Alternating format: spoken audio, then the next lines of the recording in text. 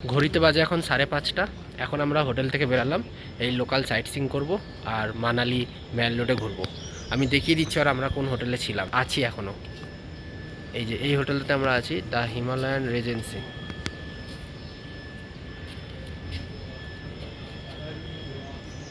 ফুল ফুটেছে দেখুন।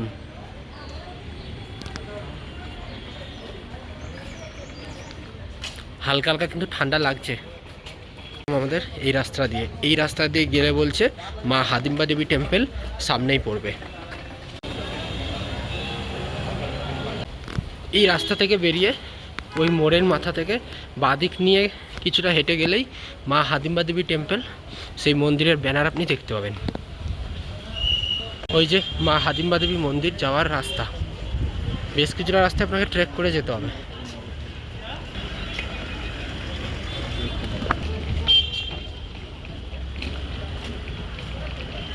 এতটা রাস্তা উপরে উঠতে হবে, সিঁড়িগুলো দেখেছেন?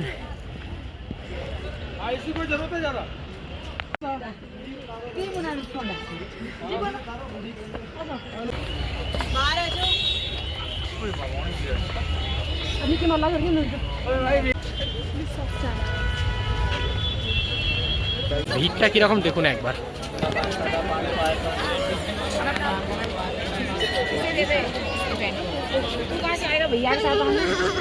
মন্দিরে পুজো দেওয়ার জন্য এখানে এই নারকেল আর মুড়ির মতন খই মুড়ি এগুলো বিক্রি করছে।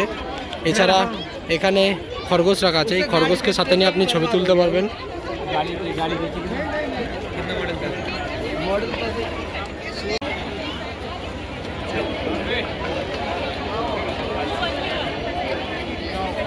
अपन चारों हो जाते हैं।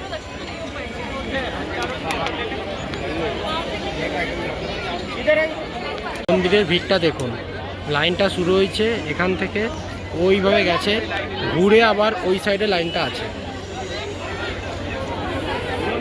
দেখুন লাইন কিভাবে গেছে, এখান থেকে লাইনটা ঘুরেছে, এরমভাবে ঘুরে ওদিক থেকে গেছে, তারপর মন্দিরকে ক্রস করে ওদিক থেকে এসে এখান থেকে পুজো দিয়ে সবাই বাইরে বেরোচ্ছে। মা হিদিম্বা দেবী মন্দিরটি প্রায় 500 বছরের ওপর পুরনো এবং এই মন্দিরটি কাঠ দিয়ে তৈরি।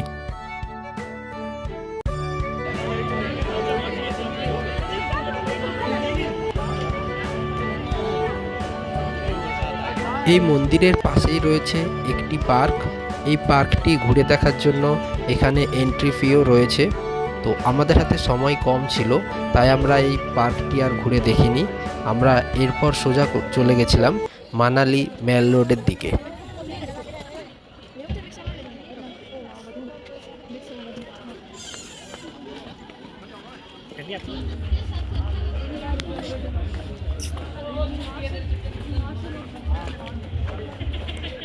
বাজে এখন 7টা। কেউ বলবে এখন 7টা বাজে, এখন এখানে সন্ধে হয়নি। আমরা হাঁটতে হাঁটতে এসে পৌঁছালাম মানালি ম্যাল রোড। এখন সব স্কুলে গরমের ছুটি পড়েছে, তো সবাই সামার ভ্যাকেশন কাটাতে এই হিমাচল প্রদেশে মানালি সিমলা চলে এসছে। ম্যাল রোডে ভিড়টা একবার ভাবুন, দেখুন কীরকম ভিড়।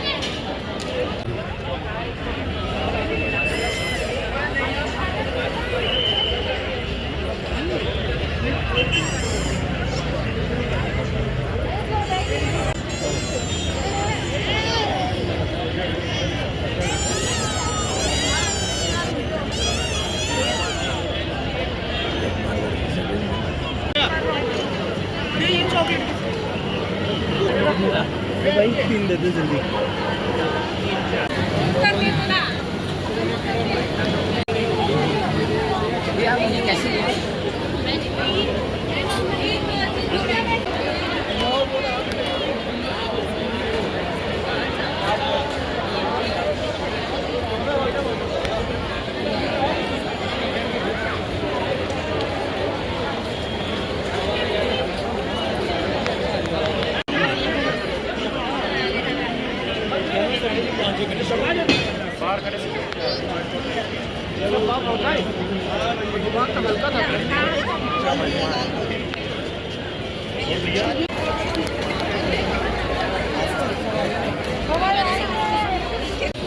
এটা হচ্ছে মানালি ম্যাল রোডের ধারেই একটা বাস স্ট্যান্ড, যতদূর সম্ভবত এটা সরকারি বাস স্ট্যান্ড। ওই যে ওখানে লেখা আছে HRTC বাস স্ট্যান্ড।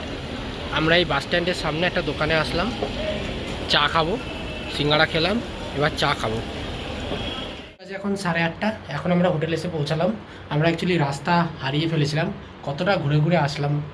তো আমাদের যেহেতু ননভেজ খাবারের অর্ডার আছে, মানে রাতের ডিনার আমাদের ননভেজ আছে, তো বললো এখন যারা খাচ্ছে তারা সবাই ভেজ, আপনারা যদি ননভেজ খেতে চান তাহলে বললো 9:30টার পরে আসতে। ভেজে প্রায় দেখলাম অনেক রকমের আইটেম আছে, রুটি আছে, প্লেন রাইস আছে, ডাল আছে, পনিরের একটা রেসিপি আছে। তো আমরা ননভেজ খাবো, তো বললো 9:30টার পরে আসতে। এখন হোটেলে এসে একটু রেস্ট নিয়ে নিই, তারপর আবার 9:30টার পরে যাব, ডিনার করব। ডিনার করে আজকে তাড়াতাড়ি ঘুমিয়ে পড়বো, কারণ আগামীকাল রোটাং পাসের উদ্দেশ্যে আমরা যাব। তো বললো সকাল সকাল বেরোতে, সকাল 8টায় আমাদের কল টাইম দিয়েছে। এখানে সব ভেজ খাবারের আইটেম আছে। এখানে আছে রুটি, এটাতে আছে চাওয়াল, প্লেন রাইস, এটাতে একটা ডালের মতন আছে, ডালি, এটা পুরো ভেজ খাবার। এটা পনিরের একটা তরকারি, এটা রাজমার কিছু একটা তরকারি, আর এটা দই না, এটা হচ্ছে সুজি জাতীয়। আমাদের খাবারটা কোথায় এখন সেটাই দেখতে হবে। এই খাবারগুলো এখন আপাতত খাচ্ছি, ভাত, পনিরের তরকারি, ডাল আর স্যালাড নিয়েছি। আমাদের যেহেতু ননভেজ অর্ডার ছিল, তো ননভেজে মনে হয় চিকেন বা যে আইটেমটা থাকুক সেটা এখনও আসেনি, বললো একটু পরে দিচ্ছি। আপাতত আমরা এই ভেজ খাবার দিয়ে শুরু করি, একটু পরে দেখি ননভেজে কী আইটেম দিয়ে যায়। চিকেন আছে দুজনের জন্য, এতটা চিকেন। গুড মর্নিং সকলকে। আজ মানালিতে দ্বিতীয় দিন, এখন ঘড়িতে বাজে সকাল 7টা। আমরা আজকে যাব রোটাং পাসের উদ্দেশ্যে। নিচে দেখি কি ব্রেকফাস্ট করেছে, ব্রেকফাস্ট কি দিয়েছে, ব্রেকফাস্ট খেয়ে আমরা বেরিয়ে যাব।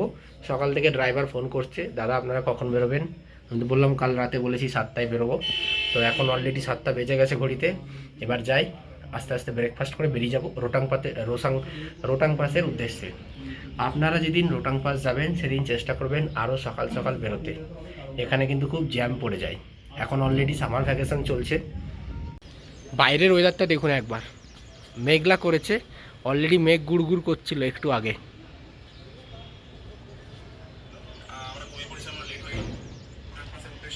চল ফার্স্টের মেনুটা একবার দেখে নিন কি কি আছে। সেই জ্যাম পাউরুটি আর নাহলে বাটার पावरोटी, ये भी सेम है, बटर रोटी, ये तो खाली है। সকালে যখন রোটাং পাসের উদ্দেশ্যে বেরালাম তখনও জানতাম না যে আমাদের জন্য কপালে কি দুর্ভাগ্য লেখা আছে। অবশ্য বেরোনোর সময় কিছুটা টের পেয়েছিলাম, কারণ আকাশের অবস্থা হয়ে গেছিল একদমই খারাপ।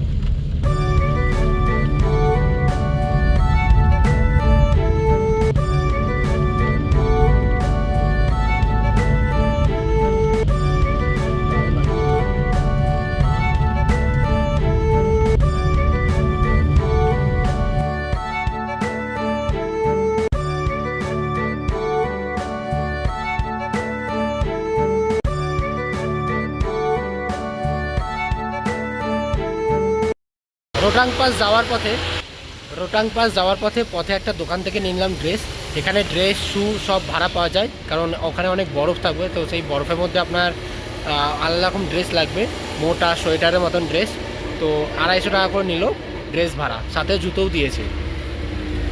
এই যে জুতো, ড্রেস নিয়ে 250 টাকা, আর আমরা আলাদা করে মোজা কিনেছি।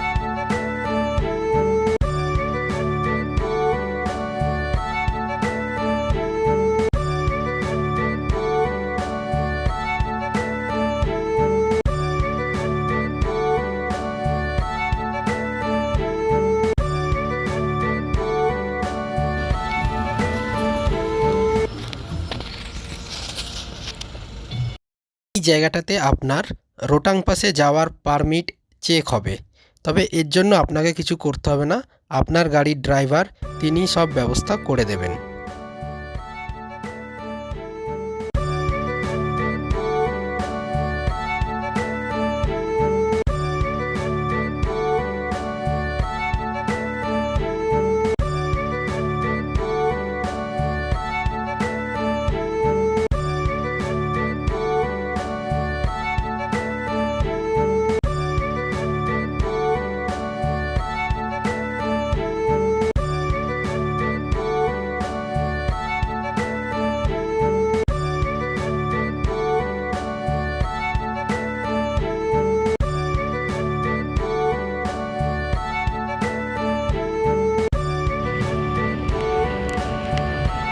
রোটাং পাস যাওয়ার রাস্তায় কতটা জ্যাম হয়েছে দেখুন।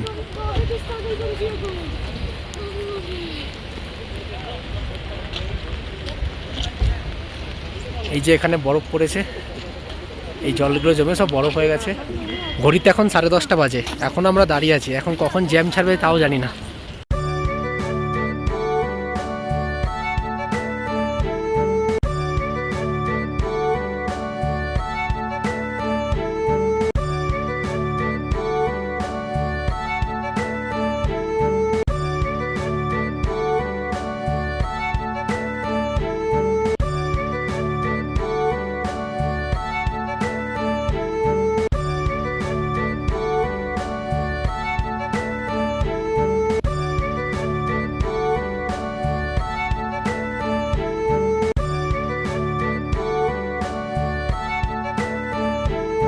আজকে রোটাং পাস যাওয়ার রাস্তা বন্ধ করে দিয়েছে, এতটাই হচ্ছে লাস্ট পর্যন্ত। ওই যে উপরে গাড়ি রাখা আছে ওটাই লাস্ট, আর রোটাং পাস যাবে না গাড়ি।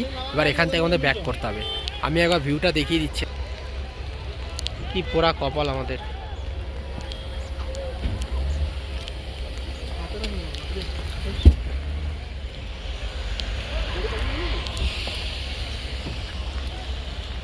মারাত্মক ঠান্ডা পড়েছে এখানে, মারাত্মক ঠান্ডা। তবু আমি ড্রেসটা পরিনি। তো আমার বন্ধু আমার ড্রেসটা পরেছে, আরেকটা ড্রেস গাড়িতেই রাখা আছে। এখানে বিক্রি করছে, বিস্কুট আছে, জল আছে, ম্যাগি বিক্রি করছে। আজকে আর রোটাং পাস যাওয়া হবে না, রাস্তা এখানেই ক্লোজ, এটাই লাস্ট। এখান থেকে ঘুরে এবার ব্যাক অটল টানেলের দিকে আমরা যাব। এখন রোদ উঠেছে।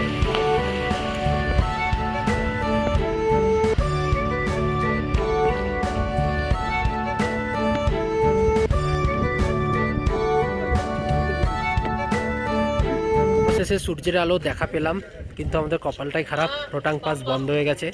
যেখানে দেখালাম ওর একটু ওপর পর্যন্ত এই রাস্তা, তারপর ব্যারিকেড দেওয়া, রোটাং পাস আজকের জন্য বন্ধ। এখন আমরা যাচ্ছি। ড্রাইভারকে বললাম আজকে তাহলে অটল টানেল নিয়ে চলো, সে বললো দেখছি। আমাদের ড্রাইভার আঙ্কেল লাঞ্চ করার জন্য গাড়িটা থামিয়েছে, যেই ধাবার ভিডিওগুলো আমি দেখলাম সেই ধাবার সামনে। একবার ধাবার পিছনে ভিউটা আপনারা দেখে নিন, এটা কিরকম দেখতে লাগছে দেখুন।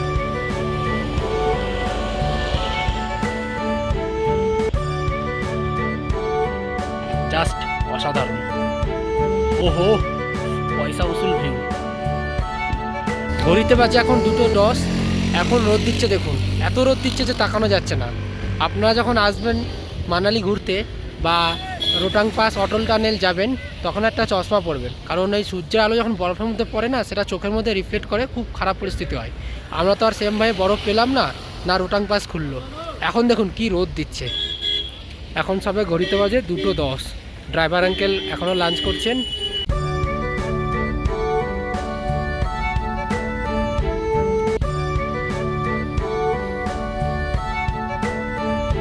আমরা এখন চলেছি অটল টানেলের উদ্দেশ্যে। পথে যেতে যেতে পড়বে সোলাং ভ্যালি। এই সোলাং ভ্যালি ঘুরতে আসার সেরা সময় হলো শীতকাল, অর্থাৎ ওই নভেম্বর ডিসেম্বর থেকে ফেব্রুয়ারি মার্চ মাস পর্যন্ত। সেই সময় এই জায়গাটা পুরো বরফে ঢাকা থাকে।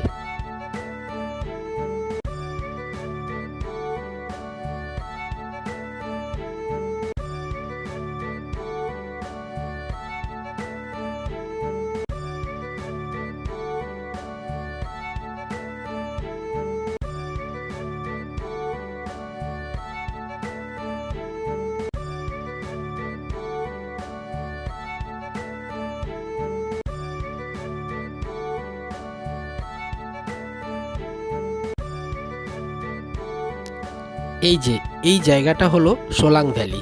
এখানে শীতকালে বিভিন্ন অ্যাডভেঞ্চার স্পোর্টস হয়, এখনও এখানে রাখা আছে সেগুলো। প্যারাগ্লাইডিং, মোটর বাইক আছে যেগুলো স্নোতে চালানোর জন্য, সেগুলো এখনও আছে এখানে।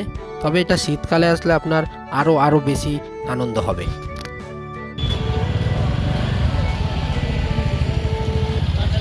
আমাদের গাড়ি এসে থামালো অটল টানেলের সামনে। চল।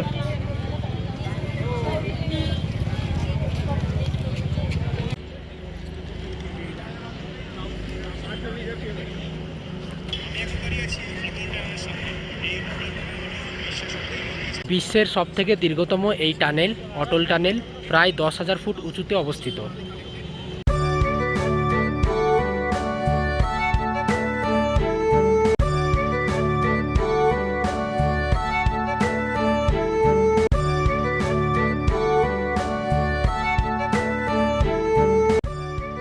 এই অটল টানেলটি মানালির ধুন্ডি মানে সাউথ পোর্টাল এবং লাহোল উপত্যকার সিসু মানে নর্থ পোর্টালকে সংযুক্ত করেছে। 2020 সালের অক্টোবরের 3 তারিখে ভারতের প্রধানমন্ত্রী শ্রী নরেন্দ্র মোদী এর উদ্বোধন করেন। এটা বিশ্বের প্রথম টানেল যেখানে সুড়ঙ্গের ভেতরে 4G ইন্টারনেট কানেক্টিভিটি রয়েছে।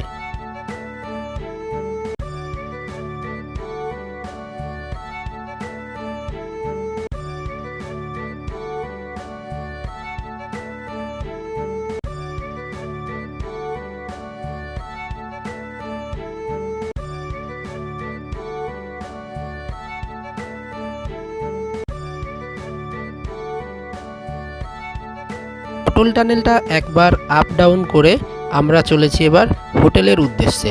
আমাদের আজকের মতন ঘোরা এখানেই শেষ। এইগুলো সব এক একটা আপেল গাছ।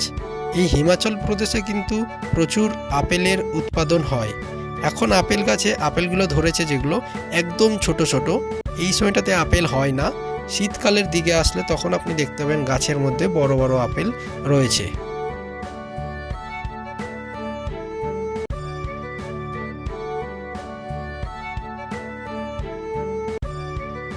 ঘড়ির কাটাতে বাজে এখন 6:30। আমাদের গাড়ি নামিয়ে দিল একটা জায়গাতে, আমাদের হোটেল থেকে প্রায় 1 কিলোমিটার দূরে। আমরাই নেমে গেলাম কারণ এখানে রাস্তায় প্রচুর জ্যাম, এত জ্যাম যে কিছু বলার নেই। আজকে মতন ঘোরা কমপ্লিট। এখন কিছুটা কিছু খাবো, খেয়ে পর আমরা আবার হোটেলে ঢুকবো। হোটেলে ঢুকে ফ্রেশ হয়ে একটু রেস্ট নেবো, তারপর আমরা ডিনার করবো।